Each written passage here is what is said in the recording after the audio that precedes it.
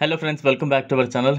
మనలో చాలామందికి కొత్త కారు కొనుక్కోవాలనే ఆశ ఉంటుంది, కానీ అందుకు తగినంత స్తోమత ఉండదు.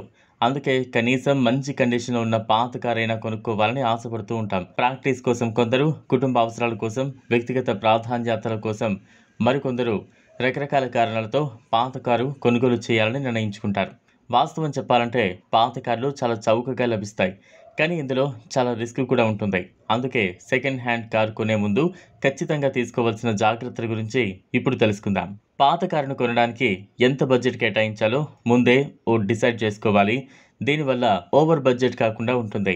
మీరు బడ్జెట్ను నిర్ణయించుకున్నాక ఏ కంపెనీ, ఏ మోడల్ కార్ బాగుంటుందో రీసెర్చ్ చేసి, అలాగే మార్కెట్లోని సెకండ్ హ్యాండ్ వాహనాలపై రివ్యూలు, ధరలు చూస్తూ ఉండాలి. పాత కారు కొనే ముందు ఖచ్చితంగా టెస్ట్ డ్రైవ్ చేసి తీరాలి.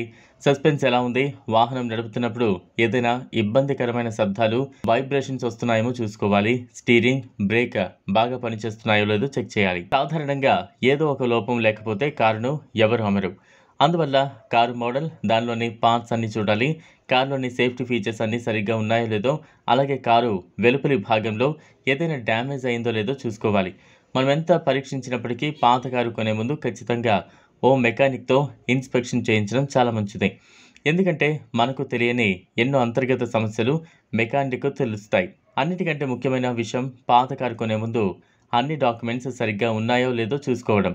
ముఖ్యంగా న్యాయపరంగా ఎలాంటి సమస్యలు రాకుండా చూసుకోవాల్సి ఉంటుంది. ముఖ్యంగా అన్ని డాక్యుమెంట్స్ ఖచ్చితంగా చెక్ చేయాలి.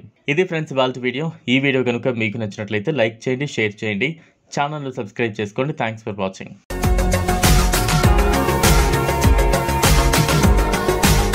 మరిన్ని అప్డేట్స్ కోసం మా ఛానల్ని సబ్స్క్రైబ్ చేయండి.